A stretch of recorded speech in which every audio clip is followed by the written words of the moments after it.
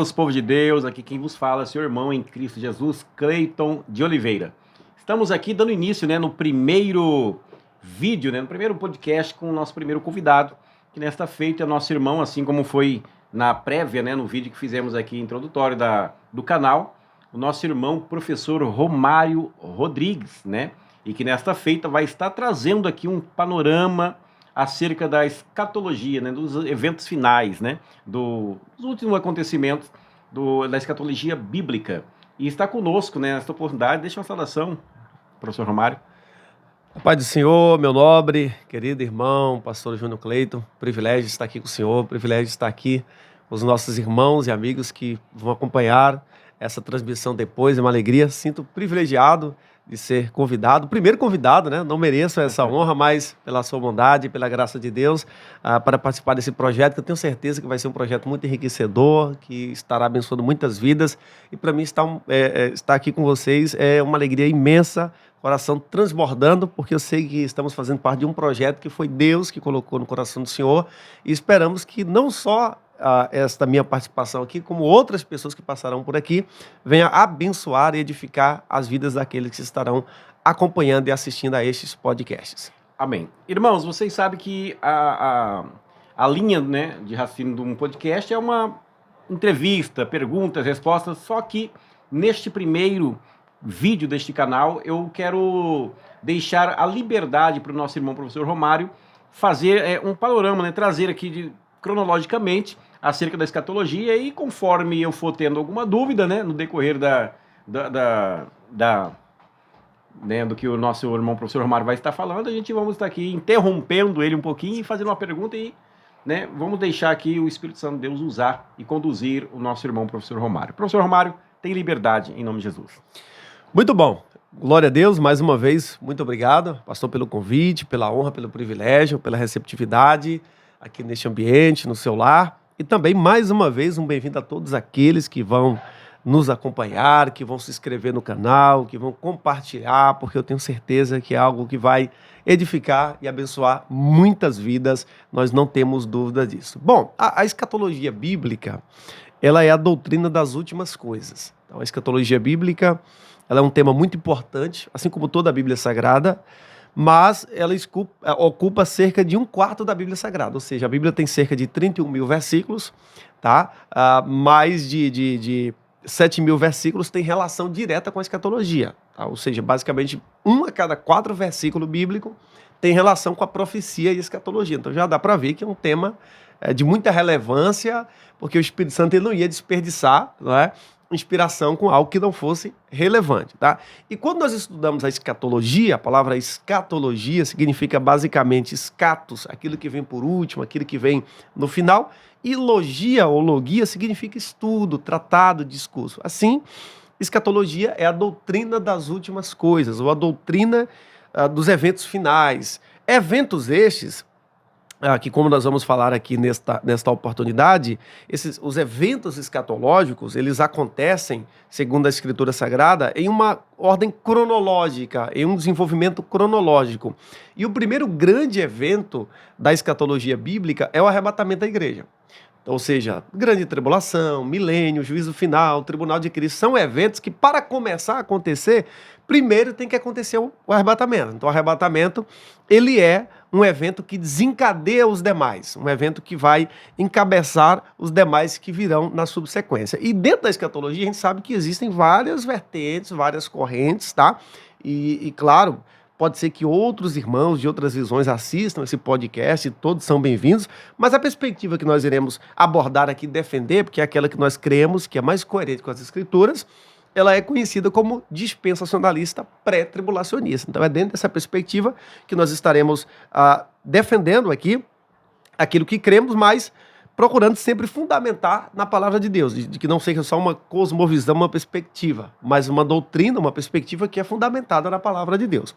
E o pré-tribulacionismo dispensacionalista, ele crê exatamente nisso, que o arrebatamento, ele é o primeiro grande evento escatológico. Então, nós não estamos esperando a marca da besta, nós não estamos esperando a manifestação do anticristo, não estamos esperando a grande tribulação. A nossa esperança, dentro da nossa perspectiva, e é o que a Bíblia nos ensina a esperar, é o arrebatamento.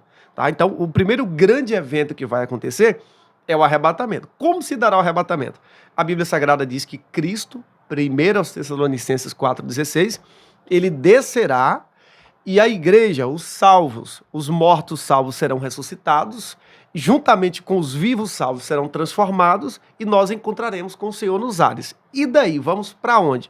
João 14, do versículo 1 ao 4, Jesus fez uma promessa de que nos levaria para a casa do Pai. Todos vocês sabem que a casa do Pai é os céus. Pai nosso que estás nos céus. Então, no arrebatamento, perceba, Cristo não vem à terra. Ele recebe a igreja nos ares. Ao receber a igreja nos ares, para se cumprir o que ele prometeu em João 14, ele não vem à terra. E até para cumprir também aqui, para Cristo, ele faz uma relação da sua vida com o casamento judaico, os noivos se encontram no meio do caminho e eles retornam para a casa do Pai. Então, esse é o arrebatamento. O arrebatamento tem algumas características importantes. Primeiro, Cristo, ele não vem à terra, ok? Ele encontra com a igreja encontra com Cristo nos ares, ela é arrebatada e encontra com ele nos ares. Segundo, ele acontece antes da tribulação. Para que a grande tribulação comece, primeiro tem que acontecer o arrebatamento. Além disso, isso aqui é muito importante, o arrebatamento ele é iminente. A declaração de fé das Assembleias de Deus diz acertadamente que o arrebatamento ele não necessita de nenhum sinal específico, porque muitas pessoas, pastor, irmãos, têm essa expectativa, não. Aconteceu uma grande guerra, então Jesus vai voltar. Aconteceu uma grande pandemia. Não. O arrebatamento ele é iminente.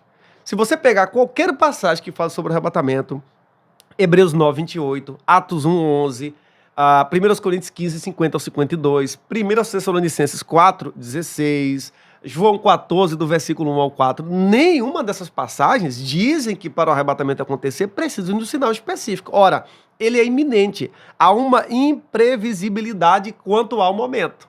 Se ele é precedido por um sinal específico, ele perde o fator surpresa. Então, o arrebatamento ele é iminente, ou seja, ele pode acontecer a qualquer momento.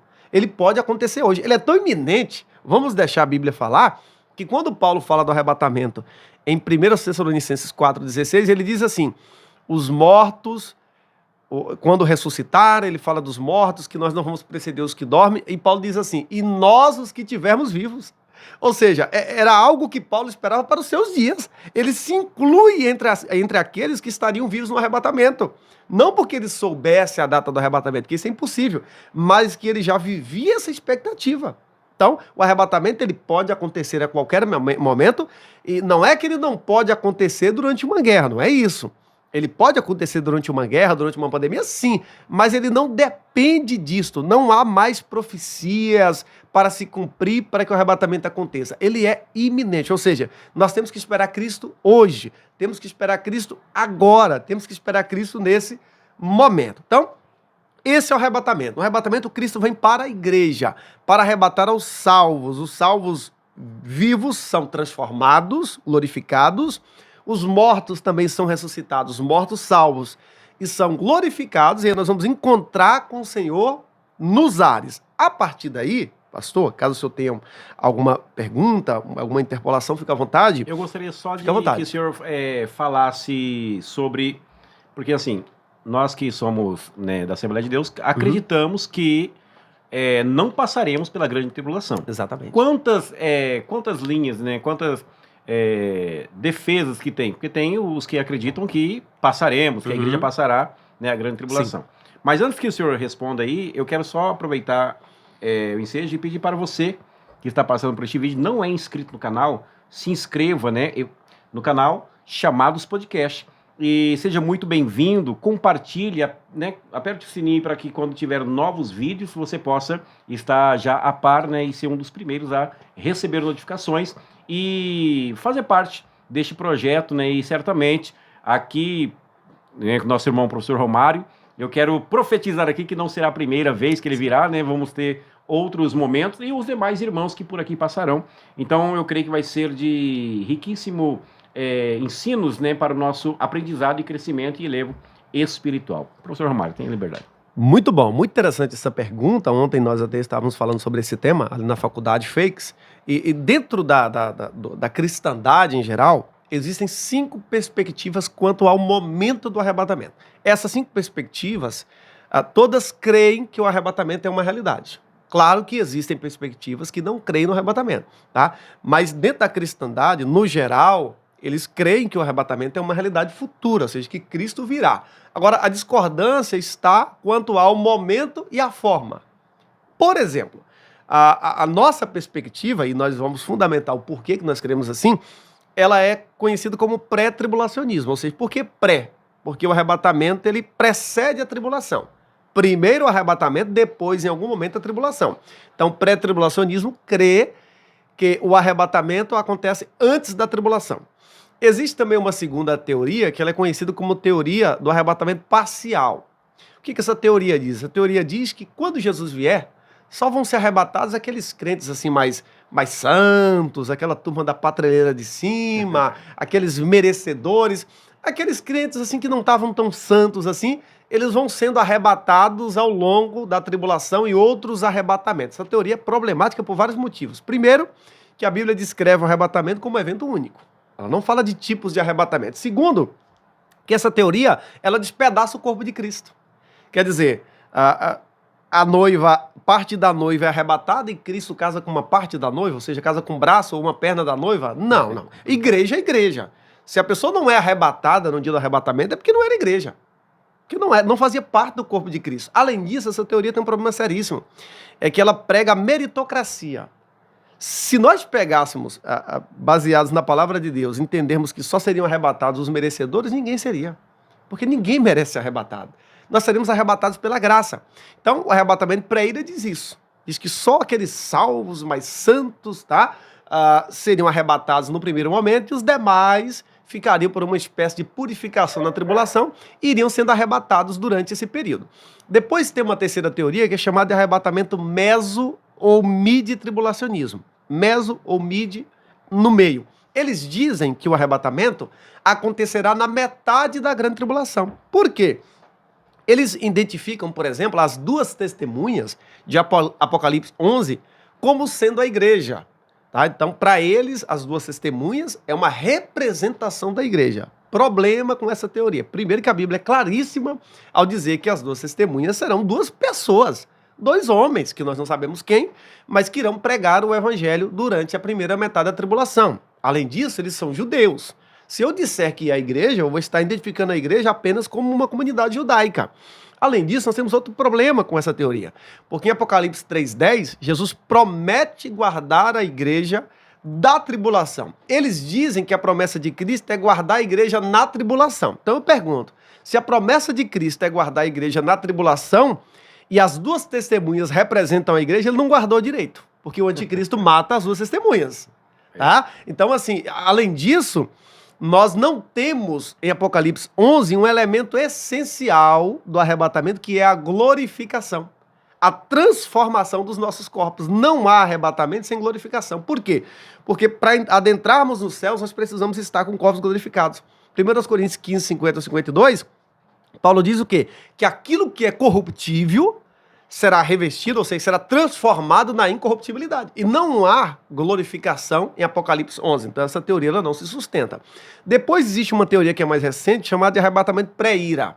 Eles defendem que o arrebatamento vai acontecer em algum momento na segunda metade da tribulação. Tá? Ali quando as últimas taças estiverem sendo derramadas. Qual o problema novamente com essa teoria? É que nos capítulos em que eles alocam o Apocalipse, não há menção de arrebatamento. Não há menção de arrebatamento, não há menção de ressurreição, não há menção de glorificação. Se não tem ressurreição e não tem glorificação, não pode ter arrebatamento. Porque são 2 elementos essenciais para que nós possamos ser arrebatados. Os mortos têm que ser ressuscitados e, juntamente conosco, eles precisam serem transformados. E, por último, tem aqui para mim, eu acho que é a mais grave de todas, é a teoria chamada de pós-tribulacionismo. Essa perspectiva diz que a igreja passará por toda a grande tribulação. E o texto de Apocalipse 3:10 é claríssimo. Como guardaste a minha palavra com paciência, eu também te guardarei da hora da tribulação que há de vir, não só sobre aquela igreja, mas que há de vir sobre todo o... A promessa ali é de guardar da tribulação. Por que nós sabemos disso? Porque se a promessa é de guardar os salvos dentro da tribulação, como alguns dessa perspectiva pós-tribulacionista dizem, nós temos um problema. Porque lá em Apocalipse 13, a Bíblia diz que a besta, o anticristo, vence os santos. Ora, se a igreja passa pela tribulação e Jesus promete em Apocalipse 3, 10, guardar a igreja dentro, esse noivo falhou. Ele prometeu guardar a noiva e não se cumpriu. Quer dizer, Jesus falha? Não. Se essa promessa de Apocalipse 3:10, pastor e querido irmãos, fosse guardar a igreja, de preservar a igreja dentro da tribulação, o anticristo no capítulo 13 não venceria os santos. Se essa promessa é para guardar dentro, só tem uma solução: Cristo falhou. Como nós sabemos que ele não falha naquele que promete, que ele é aquele que cumpre o que promete, a melhor interpretação de Apocalipse 3:10 não é de guardar é de guardar da tribulação. E por quê? Eu quero só citar alguns motivos aqui que nós cremos que a igreja não passa pela tribulação. Primeiro, não há nenhum versículo que diz que a igreja passa pela tribulação. Os dois termos mais comuns para a igreja na Bíblia, para a comunidade que nasceu em Pentecostes, é a eclesia ou a expressão corpo de Cristo. Não há nenhuma passagem na Bíblia onde é dito que a eclesia, a igreja, o corpo de Cristo, passa pela tribulação. Apocalipse 3:10, Cristo promete livrar a igreja da tribulação. 1 Tessalonicenses 1:10, a Bíblia diz que Cristo nos livrará da ira. A 1 Tessalonicenses 5:9 diz que Cristo vai se manifestar para nos livrar da ira. Outro fator importante, a palavra igreja, pastor e queridos irmãos, em Apocalipse, do 1 ao capítulo 4, aparecem 19 vezes. A palavra igreja, no livro de Apocalipse, do capítulo 1 ao 4, aparecem 19 vezes. No capítulo 6 do Apocalipse até o 18, é o período da grande tribulação, do 6 ao 18. Vocês sabem quantas vezes a palavra igreja aparece do Apocalipse 6 ao 18? Nenhuma. Por que será? Meu Deus. Por quê? E tem mais. Como é que João termina as 7 cartas? Quem tem ouvidos, ouça o que o Espírito diz às igrejas. Em Apocalipse 13, ele vai construir o mesmo argumento. Ele diz o seguinte: quem tem ouvidos, ouça o que o Espírito diz. Ponto. Por que ele para? Faltou tinta? Não faltou tinta. Por que ele não diz quem tem ouvidos, ouça o que o Espírito diz às igrejas? Porque a igreja não está ali. De Apocalipse 6 ao 18, não aparece ali a expressão corpo de Cristo e nem a expressão eclesia, que é a expressão mais comum para a igreja. E tem mais. Capítulo 9 de Apocalipse, 19 de Apocalipse, que já é depois da tribulação, a Bíblia diz que Cristo está voltando com seus exércitos, com seus santos. E por que eu sei que a igreja está ali? As vestimentas, os aparatos ali, são aparatos, são adornos que estão relacionados à igreja. Aí eu pergunto para vocês, se a igreja está voltando com Cristo dos céus no final da tribulação, como é que o arrebatamento pode ser o final da tribulação? Porque eu não posso voltar de um lugar que eu nunca estive. E outro fator importante, nós vamos ver agora, é que a Bíblia diz que depois mostra que acontecerão 2 eventos que só podem se dar nos céus, que não tem espaço para eles aqui na terra, que são as bodas do Cordeiro e o tribunal de Cristo. Vamos ver daqui a pouco. Ora, se Jesus só volta no final da tribulação e já volta de uma vez, vem para a terra, estabelece os juízos aqui e já começa a eternidade, eu pergunto, quando é que vai acontecer as bodas do Cordeiro e o tribunal de Cristo nos céus? Tem que haver um momento que a igreja vai para o céu. Até porque o próprio Cristo prometeu que ele iria, mas viria para nos buscar, para nos levar para a casa do Pai, onde ele disse que foi preparar lugar. Então, se a igreja está voltando no final da tribulação com Cristo, isso significa que houve um momento anterior que ela subiu. Apocalipse 19, o texto diz o seguinte, que chegadas são as bodas. A expressão chegada ali, pastor, chegadas, nossa língua não ajuda muito, mas a língua grega, a ideia é de algo que já aconteceu. Ou seja, as bodas são chegadas, a ideia de que elas já aconteceram. Se a igreja está voltando para a terra e as bodas já aconteceram, que é o casamento entre Cristo e a sua noiva, elas só podem ter acontecido nos céus, tá? Então, fica claro. Além disso, como nós vamos ver daqui a pouco, existem mais de 15 diferenças entre o arrebatamento da igreja e a segunda vinda de Jesus, que nós conhecemos também como vinda em glória. Após isso, quando a igreja é arrebatada, nós iremos para os céus. Lá nos céus vai acontecer dois eventos. O primeiro é o tribunal de Cristo. O que é esse tribunal de Cristo, irmão Romário? O tribunal de Cristo será um evento, e algumas pessoas dizem, olha, quando nós morremos não levamos nada. Não é bem assim. A Bíblia diz que as nossas obras nos acompanham. As obras não salvam ninguém, tá? A salvação é pela graça. Mas Tiago diz que a verdadeira graça, a verdadeira fé, ela produz boas obras. Eu não faço boas obras para ser salvo. Eu faço boas obras porque eu fui salvo. Tiago diz o quê? Mostre-me a tua fé sem obras, que eu te mostrarei as minhas obras por meio da fé. Ele não diz que a salvação é pelas obras. Ele diz que a salvação verdadeira, ela produz boas obras. Ok? E o tribunal de Cristo vai ser esse momento onde as obras do salvo serão examinadas. Percebam, 2 Coríntios 5:10, Romanos 14, 1 Coríntios 3, fala desse tribunal, e Paulo diz que será um tribunal apenas para salvos. Não tem a presença de pessoas não salvas ali. É um evento apenas para salvos, onde Cristo vai examinar as nossas obras e nos dá galardão. Galardão são prêmios, presentes, recompensas, nos dá ou não a depender de como nós nos comportamos aqui. Então esse tribunal não é para abrir um telão e começar a aparecer os nossos pecados. Não.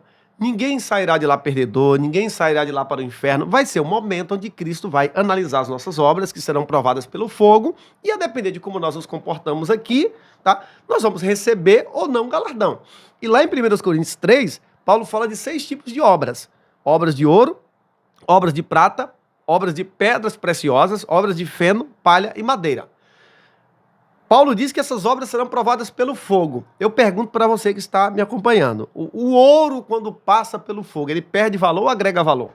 Agrega valor. Agrega valor. Então, ouro, prata e pedra preciosa não se deteriora com fogo. Muito pelo contrário. Agora, madeira, feno, que é capim morto, uma mata, uma vegetação sem vida, e palha, não suporta o fogo. Então, quais são as obras de madeira, feno e palha? São aquelas obras que são praticadas aqui, mas que as pessoas não vão receber recompensa.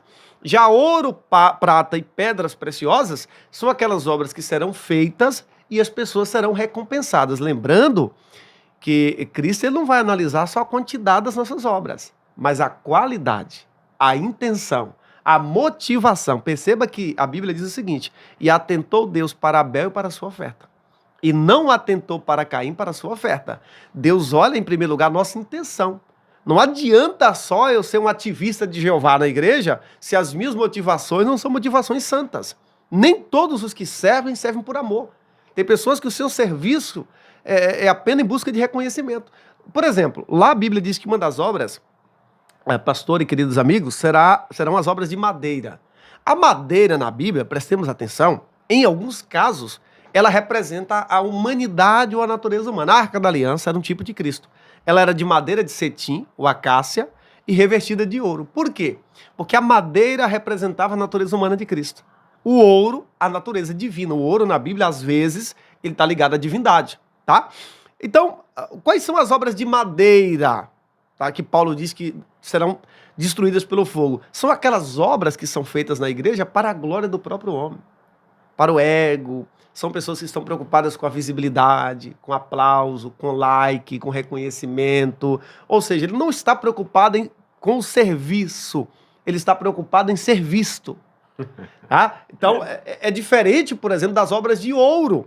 São aquelas obras que são feitas para a glória do próprio Deus. Você não está preocupado com reconhecimento, com aplauso, com like, com bajulação. A única preocupação é a preocupação de João Batista, que ele cresça e que eu desapareça. Então, portanto, nós temos que estar atentos a isso. Não é só a quantidade, não é que Deus é contra a quantidade, tá?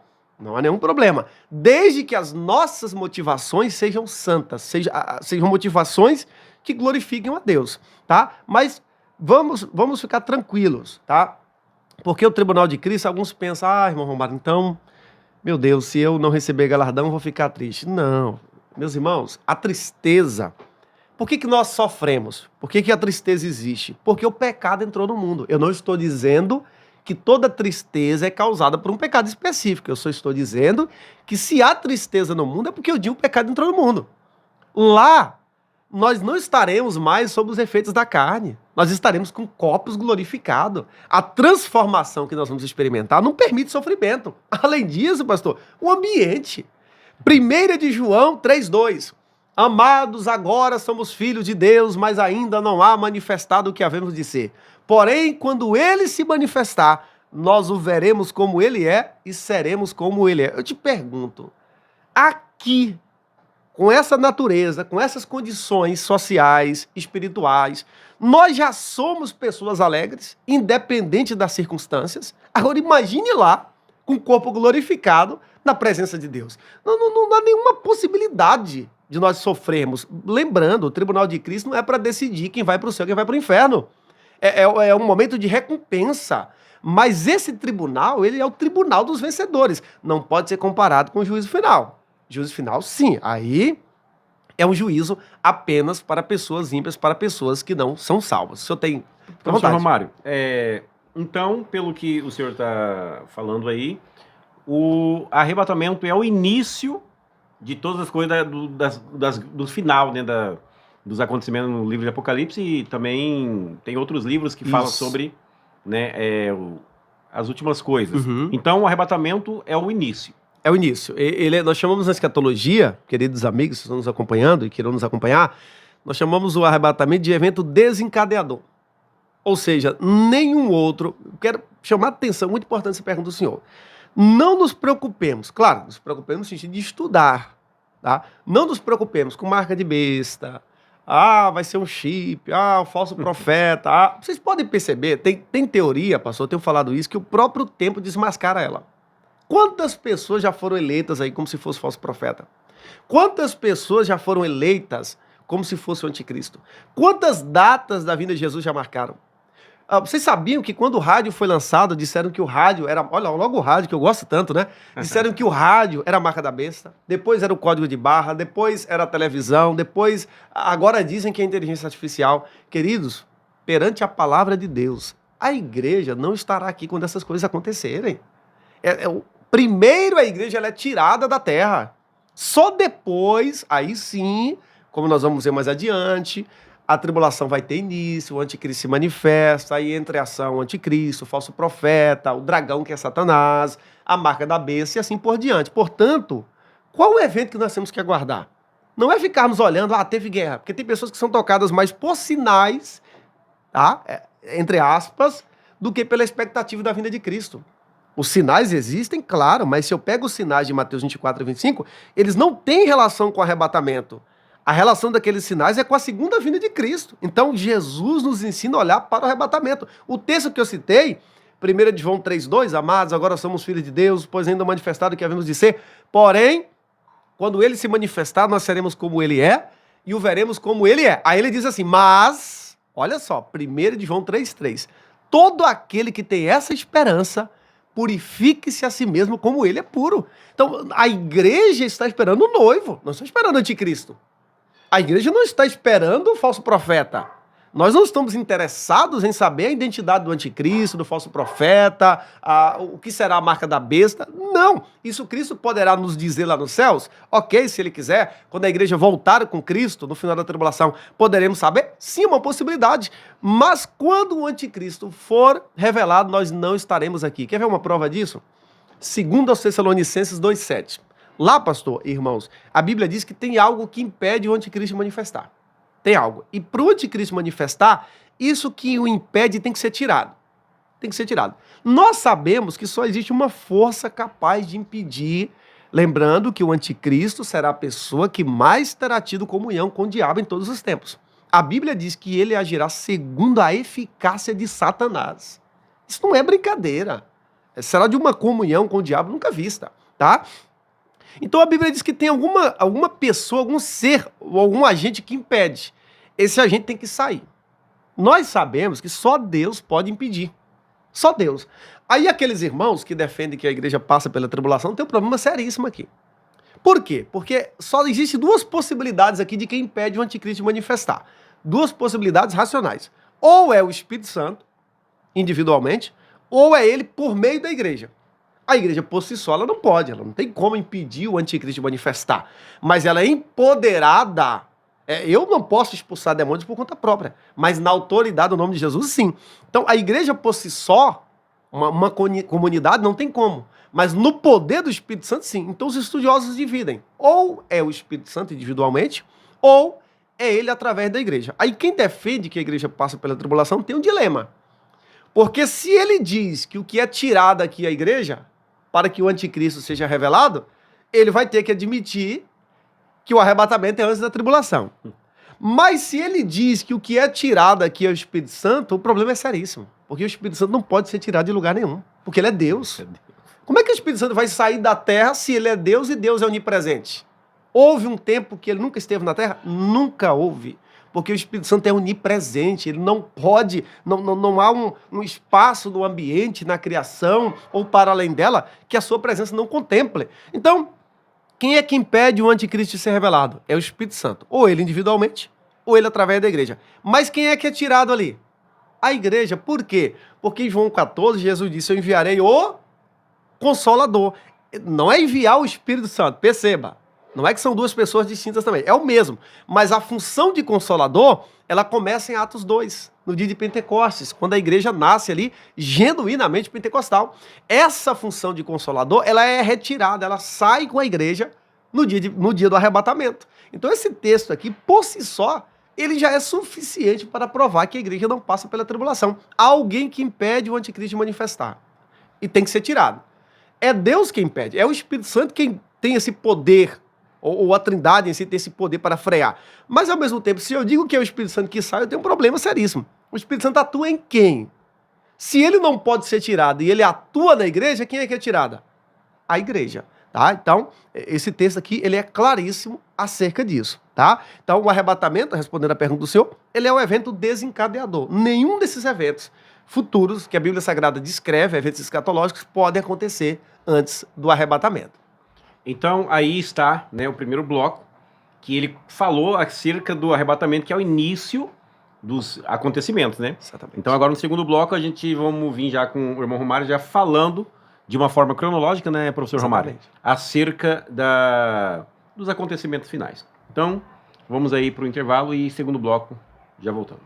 Estamos de volta agora no segundo bloco, né? Primeiro bloco, nosso irmão professor Romário deu aqui uma introdução de como se inicia, né, a cronologia dos eventos finais na área de escatologia. Agora, ele vai entrar, né, já de forma cronológica, explicando e nos ensinando acerca dos eventos finais aqui da escatologia bíblica, com o professor Romário, tá na liberdade. Muito bom. Então, como nós falamos, pelas Escrituras Sagradas, o primeiro evento escatológico que acontecer é o arrebatamento da igreja. Então, após o arrebatamento, tratando mais especificamente dos eventos que têm relação com a igreja, como nós já introduzimos, após o arrebatamento nos céus, nós passaremos pelo tribunal de Cristo. Paulo sempre se refere a esse tribunal, nós, ou seja, salvos. É um evento para salvos, como nós vimos, onde as nossas obras serão examinadas, julgadas e galardoadas ou não, a depender do comportamento de cada um de nós aqui em vida. Ou seja, seremos julgados por aquilo que nós fizemos enquanto estávamos aqui. Após isso, após o tribunal de Cristo, ainda lá nos céus, nós vamos participar, não é, das bodas do Cordeiro. A palavra bodas aqui no Brasil tem outra conotação, mas ela quer dizer literalmente casamento. Então, as bodas do Cordeiro é esse momento onde essa relação vai ser selada. Hoje nós somos a noiva de Cristo, a igreja é a noiva. Isso é a importância do casamento, né? O casamento é algo de Deus, que Deus usa o casamento como um modelo, como um tipo para falar da sua relação, da relação de Cristo com a igreja. Então as bodas será esse momento onde nós iremos casar com Cristo. A noiva vai casar-se com o noivo, não é? Tanto que lá em Apocalipse 22, a noiva já é chamada de esposa. Por quê? Porque esse casamento ele já aconteceu nos céus após o arrebatamento. Há uma discussão quanto à ceia das bodas, ou seja, o grande banquete, né, tão esperado por todos nós também. Alguns dizem que esse banquete vai acontecer ainda nos céus, depois das bodas. Outros dizem que ele vai acontecer aqui na terra, porque quando Cristo está voltando, no capítulo 19 de Apocalipse, ele está convidando ali as pessoas para participar. Se ele está voltando para a terra no final da tribulação, está convidando as pessoas para participar, significa que essa ceia ainda não aconteceu. Então, há aqueles que acreditam que essa ceia ela vai acontecer aqui na Terra durante o período milenial, tá? O que nós temos certeza é que nós vamos participar dessa ceia, desse grande banquete, mas para isso, claro, nós passaremos primeiro pelo tribunal de Cristo, tá? Onde os galardões serão distribuídos e há uma discussão sobre o que é galardão. Alguns entendem que são as 5 coroas, não é? Que Deus promete, coroa da vida e outras mais, tá? Lá tem uma coroa específica para os pastores, tem uma coroa específica para aqueles que amaram a vinda de Jesus e assim por diante. Outros dizem que essas coroas seriam posições da igreja no milênio, ou seja, posições que a igreja irá ocupar. Por que não ser as duas coisas? Tá? Por que não ser as coroas e as posições? Porque a Bíblia fala das coroas e fala também das funções da igreja no milênio. Por que nós sabemos que a igreja estará no milênio? Porque Jesus disse em João 14, onde eu estiver, vocês estarão também. Então, se Cristo estará no milênio reinando aqui, a igreja também estará. Tá? Então, tribunal de Cristo, depois as bodas do Cordeiro, que é esse momento onde essa união vai ser selada, um momento sublime, onde acontecerá esse casamento ali nos céus, tá? E é a única forma de casamento que vai acontecer nos céus, tá? Exatamente o casamento de Cristo com a igreja, tá? Após isso, aí sim, no final da tribulação, Cristo vem à terra com a igreja. Mas antes disso, temos que lembrar do que vai acontecer aqui na terra com aqueles que ficaram. Porque nós falamos do que acontece com a igreja após o arrebatamento. Tribunal de Cristo, bodas do Cordeiro. Mas aqui na terra, após o arrebatamento, isso aqui é importante, pastor, porque a Bíblia não diz que é necessariamente o arrebatamento que dá início à tribulação. Ele é o evento desencadeador, ou seja, se ele não acontecer, a tribulação não acontece.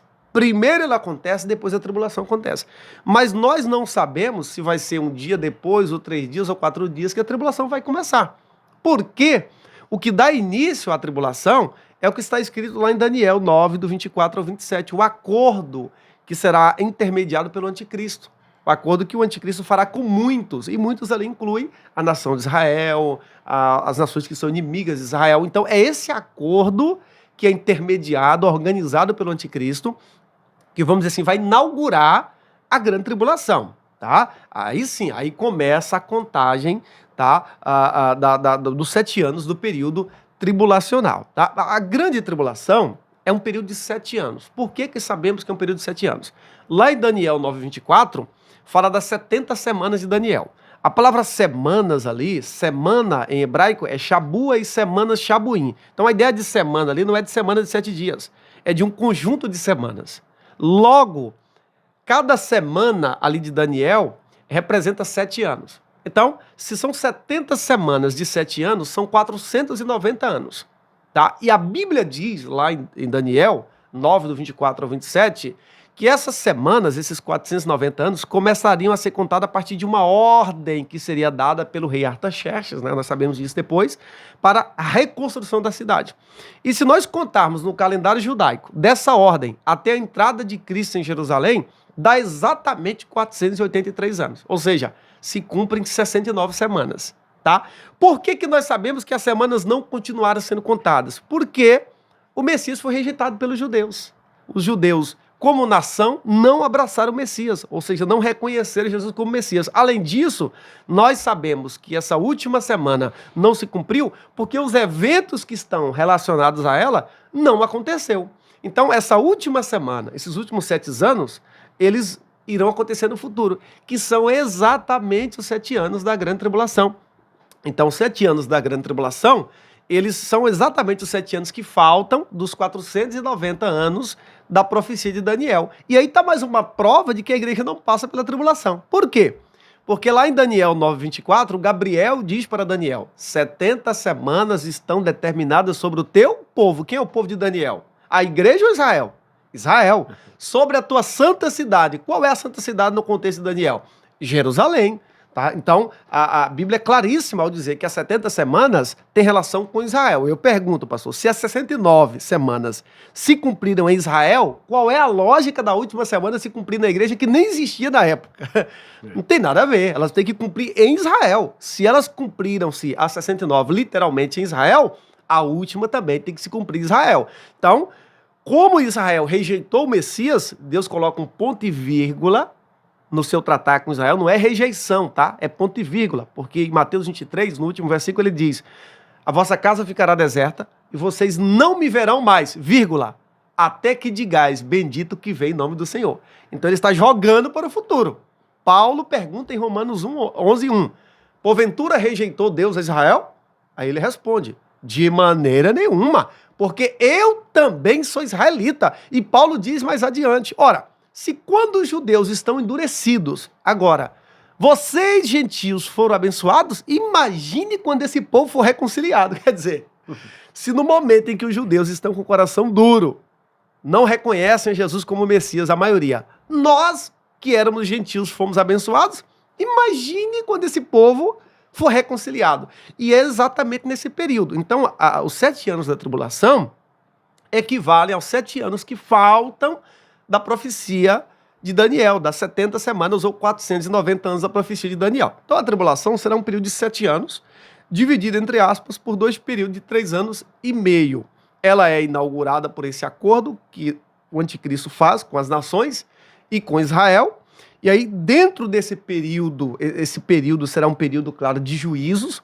A Bíblia fala sobre 3 classes de 7 de juízos, ou seja, 7 selos, 7 trombetas e 7 taças. Então, esses juízos, pastor, eles vão acontecendo numa ordem cronológica. Primeiro, Jesus abre os selos, e cada selo que é aberto são juízos que vêm para a terra. Depois, quando termina os selos, os anjos começam a tocar as trombetas, a cada trombeta que é tocada, juízo sobre a terra. E, por fim, os anjos começam a derramar as taças da ira de Deus.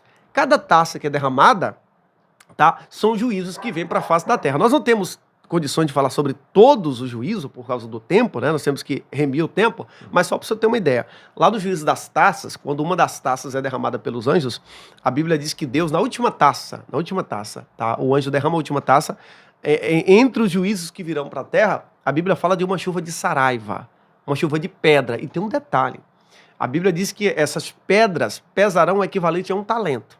Um talento, naquele contexto, é em média de 30 a 40 quilos. Agora vocês imaginem, queridos irmãos e amigos que estão nos assistindo. E detalhe, isso aqui é literal, tá? Isso aqui não é uma figura, um símbolo, uma alegoria. Não, isso aqui é literal. Ou seja, uma chuva de pedras que virá dos céus, tá? Com pedras pesando em média 30 a 40 quilos. E tem um detalhe, vocês sabem, não precisa ninguém ser físico para nós sabermos que se nós soltamos um objeto de 1 quilo de uma altura de 5 metros, ele não vai chegar ao chão com o mesmo peso.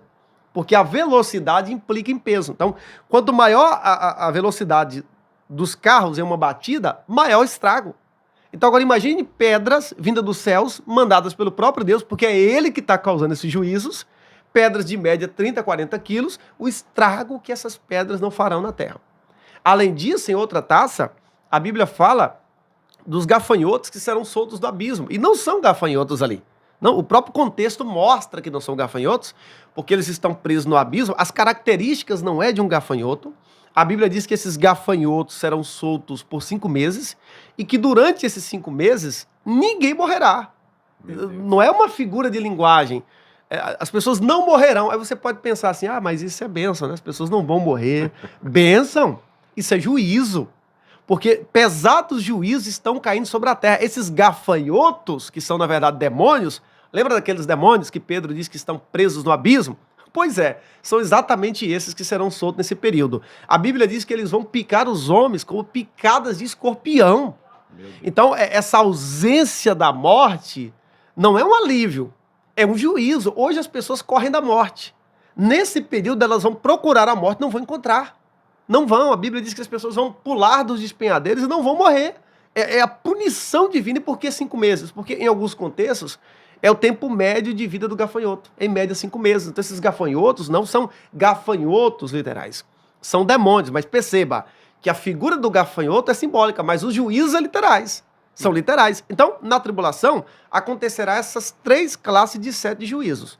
Primeiro os selos, depois as trombetas e depois as taças. Por que nós sabemos que existe uma cronologia? Por exemplo, nas trombetas, quando uma das trombetas são tocadas, a Bíblia diz que 1/3 dos mares se transforma em sangue. Pastor, como é que fica a vida marinha, o sal que é extraído do mar, boa parte do petróleo, se 1/3 dos mares serão contaminados? Já nas taças, a Bíblia diz que não são só um terço dos mares, são todos os mares. Meu Deus. Então perceba que os juízos, não que a primeira parte seja um alívio, uma paz, como muitos pensam, não. Mas a intensidade vai aumentando na medida que cada juízo vai sendo derramado. Outra prova de que há uma cronologia é que a Bíblia diz que as taças são os últimos flagelos, são os últimos juízos, o que significa que os selos e as trombetas vieram antes. Como eu falei, existem inúmeros juízos, claro, nós quisemos apenas pincelar esses dois aqui, que é a ausência da morte com o envio desses demônios, tá?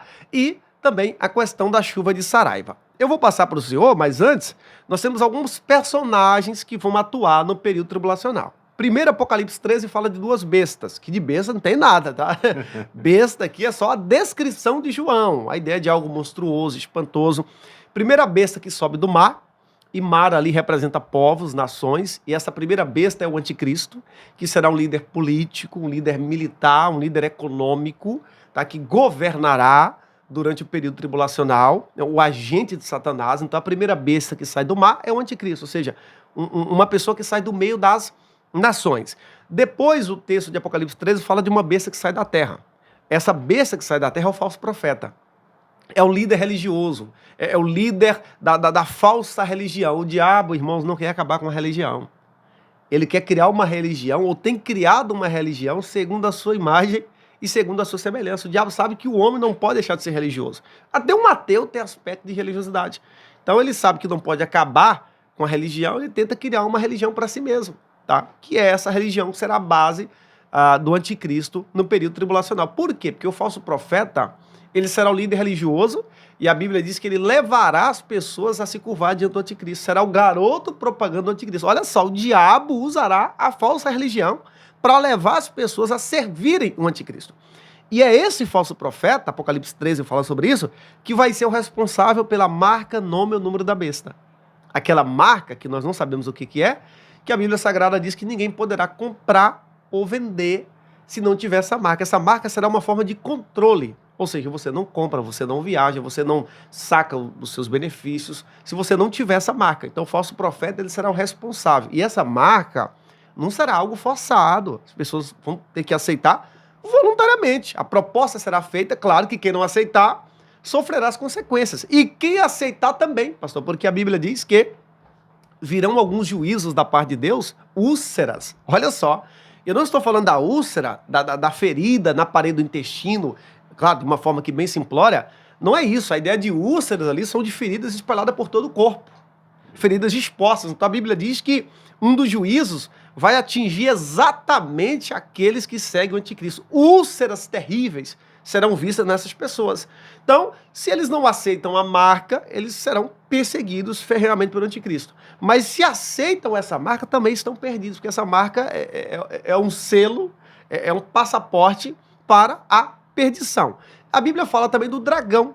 O dragão, próprio texto de Apocalipse 12, diz que é Satanás. Então nós teremos haverá essa tríade satânica. Eu não gosto de chamar de trindade, né?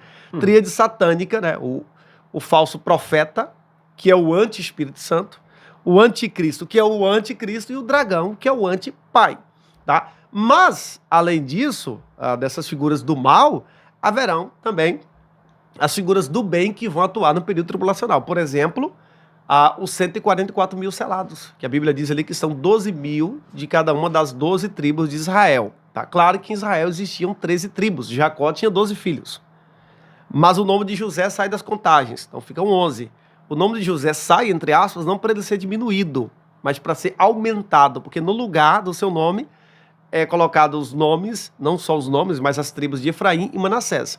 Quando a Bíblia usa o nome 12, geralmente ou é para arredondar, ou porque a contagem, às vezes, pastor, está relacionada à posse das terras. E a tribo de Levi não tinha território próprio. Tá? Ela vivia espalhada entre as demais tribos. Então, esses 144 mil, que aparecem no capítulo 7 e 14, são 144 mil judeus, selados, homens, que serão testemunhas de Cristo no período tribulacional. E eles vão atravessar o período tribulacional. Porque o capítulo 7 está na primeira metade, o 14 já está na segunda metade, e eles estão lá, tá? Selados, no sentido de separados, mas também no sentido de preservados por Deus, para pregar o evangelho nesse período. Além deles, também, a Bíblia fala das duas testemunhas. as duas testemunhas pregarão na primeira metade. Parece que o ministério delas vão se concentrar mais em Israel, a região ali. Mas claro, com a tecnologia hoje, né, alguém que está em Israel se comunica com o mundo. Essas duas testemunhas terão muito poder, a ponto da Bíblia dizer que quem quiser fazer mal a eles, vão pagar muito caro. Então eles vão pregar o evangelho durante a primeira metade da tribulação. Na metade da tribulação, o anticristo vai matar as duas testemunhas. É por isso que não pode ser a igreja, tá? Não pode. Há uma promessa de que as portas do inferno não prevalecem contra a igreja. Imagine matar, eliminar a igreja. E aí elas serão mortas. A Bíblia diz que os corpos delas ficarão expostos 3 dias e meio em Jerusalém, que para o judeu isso aí é um escárnio, porque o velório do judeu é curto, é curtíssimo. Então imagine os corpos ficar expostos 3 dias e meio, as pessoas trocando presente para celebrar a morte das duas testemunhas que estavam ali, claro, pregando contra, né, o império e as manifestações satânicas do anticristo, do falso profeta. E a Bíblia diz que diante disso, no terceiro dia, as duas testemunhas serão ressuscitadas e irão para os céus, e após isso um grande terremoto vai abater a terra. Além disso, a Bíblia fala também, pastor, sobre os 3 anjos. Alguns dizem que esses 3 anjos irão pregar, outros dizem que será apenas um, tá? Um anjo anuncia e ele ainda faz um convite ao arrependimento, tá? Olha, arrependam-se, convida as pessoas a se arrepender. Outro anuncia um juízo sobre a Babilônia e o outro também vem anunciando mais juízos. Então, até mesmo um anjo ou 3 anjos pregarão o evangelho na tribulação. Por quê? Porque haverá salvação nesse período. Existe um mito de que não haverá salvação. Haverá sim, da mesma forma como hoje, pela graça, salvação sempre pela graça, mas haverá salvação na tribulação.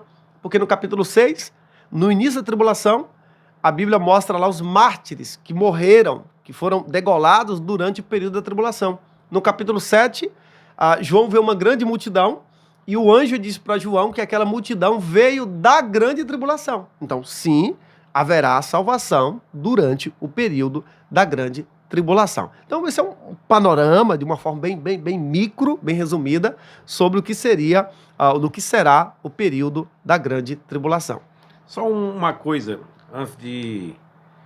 sobre isso que você falou no final agora, que haverá salvação. Uhum. Eu já ouvi muitas pessoas falando assim, eu vou ficar curtir um pouco o tempo, vou curtir um pouco a vida, porque aí se Jesus voltar, eu sei que os acontecimentos do arrebatamento da igreja, aí na tribulação eu me arrependo, aceito Jesus novamente e vou para o céu. Mas antes de eu responder, o que você, ouvinte, está achando, né, deste rápido bate-papo aqui com o professor Romário? Eu quero pegar ele aqui um pouco de surpresa e fazer um desafio com vocês, ouvintes, deixar um comentário. O professor Romário, irmãos, ele é muito corrido a vida dele, né? Que ele é professor da FEIX, aqui no Grande Templo, faculdades, né, de teológica ali no Grande Templo, Cuiabá, Mato Grosso. E ele também dá aula teológica nas cidades circunvizinhas aqui da região de Cuiabá, em Várzea Grande. Então o tempo dele é muito corrido, né? Para mim conseguir essa agenda, esse espaço aqui com ele, não foi fácil. Mas dependendo dos comentários e de petição de vocês ouvintes, a gente podia estar aqui vendo o professor Romário a cada 15 dias, 20 Sim. dias, conforme a sua agenda, para a gente estar trazendo temas, porque aqui hoje estamos falando sobre escatologia bíblica, Sim. mas são várias matérias, né, da teologia, e pela misericórdia infinita e abundante do nosso Senhor, o nosso professor Romário, ele é inserido em todas essas matérias e pode estar aqui trazendo riquíssimos estudos, né, ensinos para nós que estamos aí estudando, né, a teologia bíblica. Então, deixa aí o seu comentário falando, eu quero estas aulas quinzenais, vamos ver como que vai ser, né, Sim. a agenda. Então, professor, eu peguei o senhor aqui de surpresa, né, Amém. perante os ouvintes, vamos ver o que vai acontecer, de repente a gente combinamos, né, e vamos aqui aplicar, né, nesse canal Chamados Podcast. Então, a resposta, né, dessa pergunta, o que vai acontecer? Ótimo. Vai ter salvação para os que, né, acreditadamente quer sair para ir para dar uma aproveitada aí no mundo? Estão fazendo segundo plano, né? Deixando para a segunda, que eles chamam de segunda leva, não é? Mas só reforçando aqui o que o senhor falou, isso é muito importante, que vocês participem, deem sugestão. Nós queríamos uma live sobre o Espírito Santo, sobre os dons, um podcast sobre a história da igreja, um podcast sobre cristologia. Fique à vontade, sugiram, é uma forma que o pastor está abrindo para que vocês também participem, para que vocês façam parte desse projeto, né, sugerindo temas para que a gente esteja aqui, quem sabe de forma semanal, quinzenal, tratando de outras pautas relativas à palavra de Deus. Mas sobre o tema, a questão, a pergunta, muitas pessoas, infelizmente, fazem esse tipo de conjectura. Olha, se eu não subir no arrebatamento, eu vou depois. Só que isso é problemático porque a Bíblia diz, em 2 Tessalonicenses, Paulo diz nessa carta, que pessoas que ficarem, Deus enviará sobre eles a operação do erro. Ou seja, então haverá salvação na tribulação, com certeza para aqueles que não tinham Cristo. Ou seja, alguém que não foi arrebatado porque não tinha tido uma experiência com Cristo, ou seja, não se converteram. Agora, a pessoa achar, não é, que ela pode ver como quer, se afastar, abandonar a Cristo, para depois ela se arrepender no período tribulacional, isso aí é problemático. É problemático porque a Bíblia diz que a operação do erro será enviada sobre essas pessoas, e essas pessoas são exatamente aqueles que vão aderir ao projeto do anticristo. Então, eu jamais recomendaria, pela palavra de Deus, para alguém fazer planos para o período tribulacional. Claro, estamos falando de pessoas que já se converteram, não é? Essa possibilidade, ela não é viável no período da tribulação. É viável, sim, para aqueles que não tinham tido um encontro com Cristo, mas ainda assim, para esses que não tiveram, o nosso convite é para hoje. Ou seja, para que você aceite a Cristo hoje. Então, resumindo, sim, haverá salvação no período da tribulação, a Bíblia diz que sim, mas aqueles que abandonaram a Cristo, que apostataram da fé enquanto estavam vivendo nesse período, na era da igreja, a Bíblia diz que será enviado sobre eles a operação do erro, ou seja, as possibilidades cessarão. Então, não é tempo e nunca foi tempo de brincar, mas de estarmos esperando Cristo voltar hoje ou morrermos com ele hoje. Então aí está, ouvinte, né? Precisamos permanecermos preparados para hoje, né? Para este arrebatamento. Não vai querer fazer como filho pródigo, né? Querer aproveitar um pouquinho. Irmãos, o nosso irmão professor Romário, ele vai aqui já fazer um fechamento aqui nesse podcast, porque essa matéria, irmãos, a gente ficaria aqui alguns dias, sim, né, professor Romário, sim, falando sobre isso, porque é muitos acontecimentos que não dá para, em uma hora de relógio, falar. Então aqui foi uma prévia, uma pincelada cronologicamente acerca das últimas coisas. Então o nosso irmão Romário aqui vai dar um encerramento aqui nesse primeiro podcast, né? E aí você vai deixar a sua sugestão aí, né? O seu comentário acerca disso, desse possível projeto aqui, né, que surgiu aqui nesse momento e que vai ser de muita valia para o crescimento e o elevo espiritual de todos nós. Então, eu creio que em uma outra oportunidade, talvez entraremos, né, professor Romário, sim, também nesse assunto escatológico, sim, em outras coisas que não deu para estar falando aqui. Então, o professor Romário vai estar aqui fazendo aqui um fechamento aqui e vamos, né, encaminhando para o final. Maravilha. Então, para fazermos uma recapitulação, o primeiro evento dos eventos escatológicos é o arrebatamento. Depois do arrebatamento, a igreja participa nos céus do tribunal de Cristo e as bodas do Cordeiro. Aqui na terra, depois do arrebatamento, em algum momento, começa a grande tribulação de 7 anos, ok? No final dessa grande tribulação, Cristo vem com a igreja. Perceba que são eventos distintos. No arrebatamento, ele encontra com a igreja nos ares. Na segunda vinda, ele vem à terra, ele pisa na terra. O profeta Zacarias diz que os seus pés pisam no Monte das Oliveiras. Então são eventos distintos. Em um ele vem para a igreja, arrebatamento, no outro ele vem para livrar a nação de Israel que estará se convertendo nesse período. Em um evento ele vem e encontra com a igreja nos ares, arrebatamento, no outro ele vem na terra para julgar as nações e estabelecer o reino milenial. Cristo vindo na segunda vinda, no final da tribulação com a igreja, ele vai julgar as nações. É aquilo que está lá em Mateus 25, onde ele vai separar os bodes das ovelhas, não é? Os bodes ali são os inimigos de Israel durante o período tribulacional, e as ovelhas são aqueles que foram compassivos com a nação de Israel, que naturalmente também são pessoas que tiveram seu coração voltado para Deus no período da grande tribulação. Após isso, pastor e queridos amigos, tá? Após esse julgamento, esse juízo das nações, entrará em vigor o período milenial, que é um período literal de 1000 anos. Apocalipse capítulo 20, a palavra 1000 anos aparece ali 6 vezes, então não tem motivo para a gente alegorizar o milênio, dizer que o milênio é um período de tempo determinado. Não, o milênio é um período literal de 1000 anos, onde Cristo estará reinando aqui na Terra literalmente. No milênio haverá a realidade da igreja, que estará com o corpo glorificado, nós estaremos com Cristo no milênio, porque, como eu disse, ele disse que onde ele estivesse, nós estaremos também. Mas haverá a realidade terrena também. Os judeus salvos na tribulação e aqueles que foram salvos na tribulação e permaneceram vivos, vão entrar no milênio com corpos naturais, vão casar, dar-se em casamento, como a longevidade vai voltar no milênio, Isaías diz que quem morrer com 100 anos será considerado menino, ou seja, morrerá novo. Nós temos mais de 40 elementos acerca do milênio, e poderemos falar sobre isso uma outra hora, tá? Então o milênio será esse período de 1000 anos.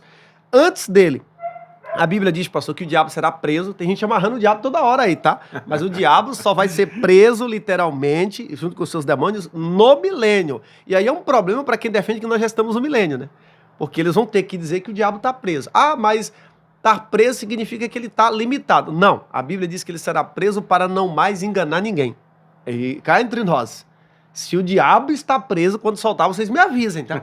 Porque ele preso está fazendo o que está, então ele será preso por um período onde ele não só estará preso, mas ele não vai enganar ninguém. No final do milênio, a Bíblia diz que ele será solto por um pouco de tempo e vai enganar ainda uma multidão de pessoas. Ele vai, junto com essas pessoas que ele vai conseguir persuadir, tentar uma rebelião contra Cristo e a sua cidade, ou seja, Jerusalém. A Bíblia diz que virá fogo dos céus e vai destruir, ou destruir no sentido de derrotar, não de aniquilar, destruir, derrotar, tá? Satanás e os seus aliados. Aí então entra em ação o juízo final, o juízo do trono branco. Perceba que não é o tribunal de Cristo. O tribunal de Cristo é para salvos, para examinar obras.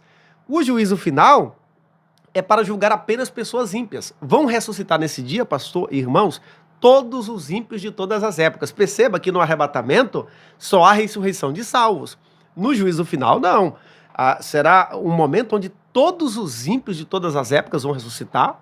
Também aqueles que estarão vivos nesse período, né? E, claro, pessoas que passaram pelo período milenial ali, nasceram e se rebelaram contra Cristo. E também serão julgados neste dia, pastor, Satanás e os demônios. Tem pessoas que pensam que a igreja será julgada nesse tribunal. De jeito nenhum. Em 1 Coríntios 6, 13, Paulo diz: vocês não sabem que nós iremos julgar os anjos? Então a igreja estará no juízo final não para ser julgada. Ela estará lá para auxiliar a Cristo nesse julgamento. Então a igreja não será julgada pelo diabo. Ele nos acusa aqui. Mas lá ele e os demônios serão réus. E a igreja ao lado de Cristo, a igreja vai cooperar com Cristo nesse julgamento. Ah, irmão Romário, mas as pessoas já não morreram condenadas? Sim. Mas nesse juízo, entre outras coisas, Deus vai mostrar o porquê que eles estão indo para o lago de fogo. Vai mostrar que todos aqueles que se perderam, não se perderam porque Deus predestinou eles para o inferno, não se perderam porque Deus não os quis salvar, se perderam porque eles rejeitaram a graça de Deus. Então, após isso, esses ímpios serão lançados no lago de fogo, que arde como enxofre. Esse lago de fogo ele é eterno.